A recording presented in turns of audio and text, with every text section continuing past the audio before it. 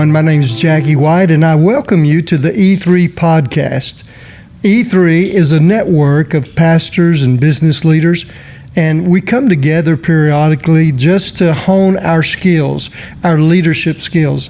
We would love for you to be a part, and especially I encourage you to subscribe to our podcast. You can find us at Church on the Rock's website, or go to YouTube and look for E3. Today, I'm really excited. I have got a special guest, Amanda Centeno. I've known Amanda for many, many years. She's part of our staff at Church on the Rock here in Lubbock. Amanda, thanks for being with us. Yes, sir. I'm excited. Hey, tell everybody who you are. Give us a short bio of you, your family, and what you do here at the church. Me and my family, I have a husband that I'm married to. We've been married for about 17 years now. Wow. We have 5 kids, 4 girls, 3 of them are in high school, and then the bottom is the boy. So We've got a 7-year-old all the way up to 17. Our oldest 2, we actually adopted, and so that's a big part of our journey too, the last 10 years or so, foster care to adoption, and we just roll with life. My role here at church is groups and children's ministry. And so I'm the pastor over those at South Campus primarily, but I also work with all of our campuses when it comes to children's ministry. Wonderful. Yeah. Wow. Well, I want to talk to you about something that I think is vital in the church, and it's teams, ministry teams, putting together teams to do ministry together in a church. Talk to me a little bit about how important you think teams are in building a church. Crucial. They're crucial. Something that years into this job, maybe a couple of years, Pastor Heath was my oversight at the time. He took me into Dr. Sheets' office and he said, hey, have a conversation with Amanda. We're growing as a church. What does she need to do to make sure that she's not tired, exhausted, all of that? And he basically told me, Amanda, you're going to have to build the teams so you get out of the way so that they can mobilize into what they're supposed to do. So if I didn't do that, I think now, 13 years on staff, I would be exhausted versus getting to thrive and be excited about what everybody else is doing, empowering and equipping them. Okay, when you mentioned earlier that part of your job description here is children's pastor, I think in a lot of people's minds, they immediately think, oh, she's the one that tells the stories on Sunday morning. She's the one that does all the crafts with the kids.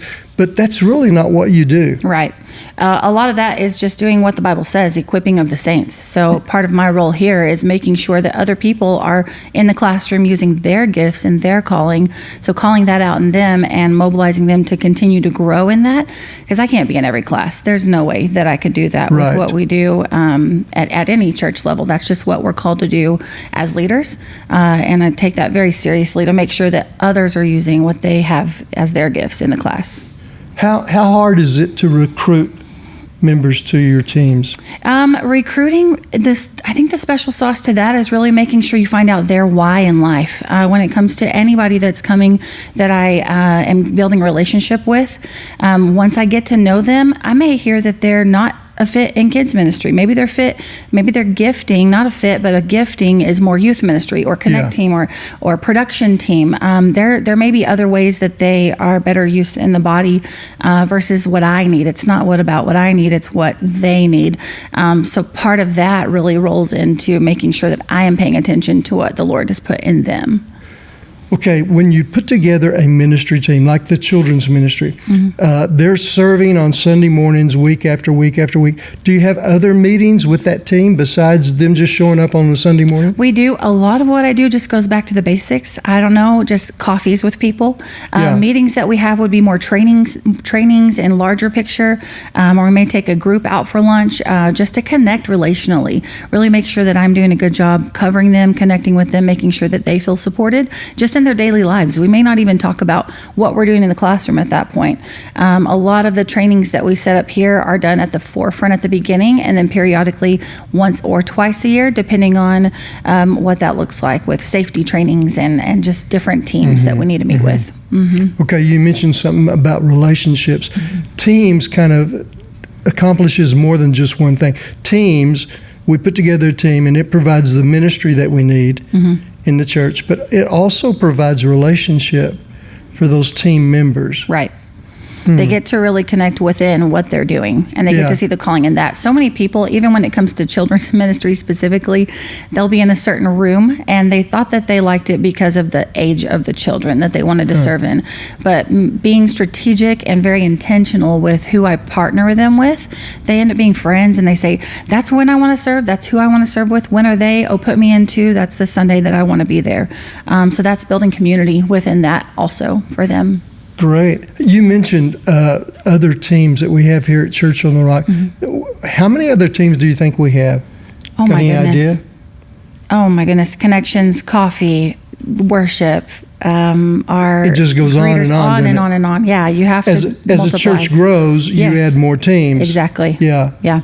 Sometimes if a church is smaller, they may have all those teams active, but it may only be one or two people. Right. Okay. Yeah. Wow. What do you look for in maintaining a real positive culture and attitude with your teams? Does it kind of ebb and flow? Are there times when people just get weary and they get tired? How do you manage that? People do get weary and tired, but that's part of the coffees, like I mentioned, the one-on-ones that I do, the check-ins with people. As long as I have a good pulse on where they're at with the Lord and where they're at in their personal life, I can weave into making sure that I'm honoring their season of life. They may have a season of life where they're finishing school or where their kids are graduating, something like that that's going on. I need to be able to tell them as their leader, as their pastor, like, hey, let's pause for a little bit. Let's give you a little break, or even honoring the time off that they ask for. And that's where having new people always consistently coming in to shadow and empower them helps cover those areas while you're honoring those people. And that way they're continuing to thrive. And they want to come back. And they end up being on your team for years because you're able to really be able to feel out, what do they need? Well, how am I going to care for their heart and their soul? Right. That's good. Now, we're still talking about the children's pastor role. Let me ask you something. If you could, what would you? In fact, I'm going to ask you to just look into this camera and talk to those that are watching.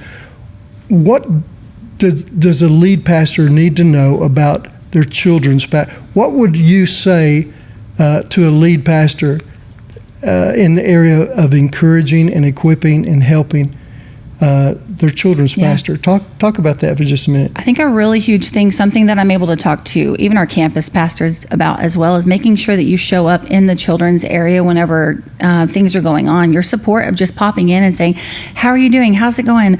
Talking to the team that's in there is just vital for that ministry. But also realizing that equipping them to be adult seers, not just the kids, not just making sure they're focusing on the kids, making sure that you are giving them what the tools that they need to just say, hey, this is the leadership that I see in you, so you can grow in that and thrive. Let's lean in on that and focus on the bigger. Man, that's great. Yeah. I think I probably messed up in that area many times, but the old days, what we would try to do is we thought if the pastor would say it from the pulpit, then people would volunteer. But that doesn't really work, does it? No. Yeah. It doesn't. It usually, if we try, people get excited. They jump on board, and then they tend to not really stick and stay connected and committed because it is all about that relational connection that we have as leaders with them, not from the pulpit asking them, getting an emotion and a feeling about going. Not an obligation to, well, we need to feel that.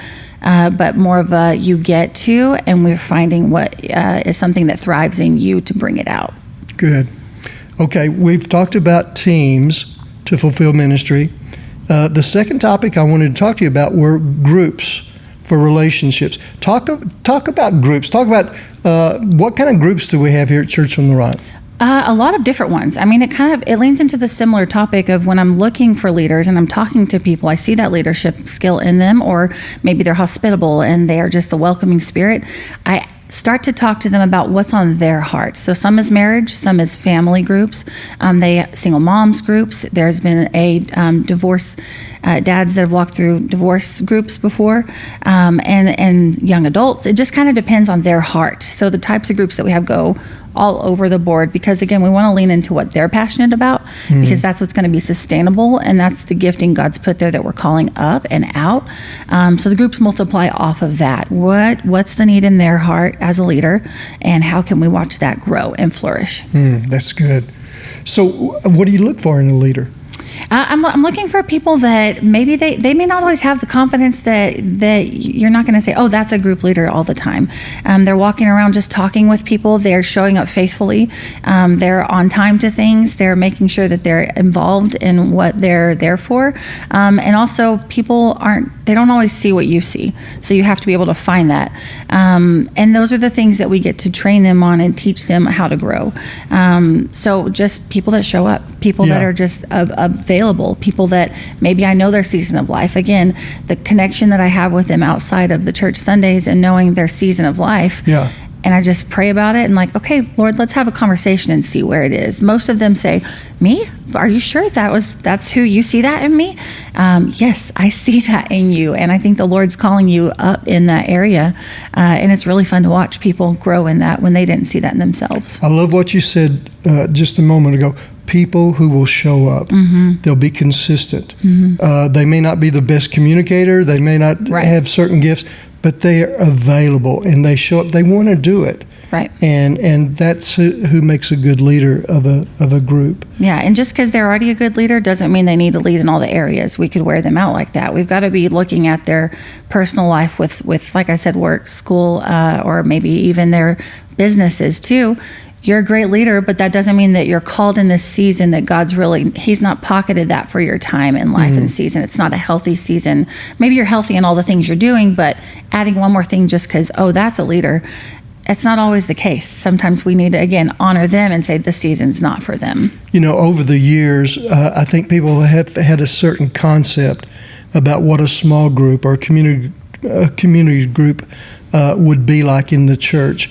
And years ago, when we started these small groups, a lot of them would meet in homes. And I think for the sake of trying to control them, we tried to make them all the same. We wanted them to teach something, to do a certain routine every time that they came together. But I think as time has gone by, we see that the groups can be varied, can do different things. Yes. In fact, if you look at the early church in Acts chapter 2, it says they would come together for fellowship. Some groups may just be fellowship groups. They'd come together and break bread. Sometimes groups come together just to have a meal together. But what happens is that there's a dynamic that takes place as people begin to open their hearts to other people. Yes. And they begin to share. Yes. That's the beauty of groups, right? Yes, definitely. Wow. That really grows them in. Man, people have to see that you're relatable as a leader. People have to see that they have a place that's a safe place that you can keep where that's at. And making it about fun and community. That if you make church fun, God is fun. If you make relationships real, then they're going to be real and they're going to grow. Because it's all about just being genuine with the relationships and growing together in your faith, no matter what you do. How often should groups meet? I think some often. Okay. As often as they can. Some meet once a month, some meet twice a month, some meet 4 times a month. We kind of lean into, again, availability.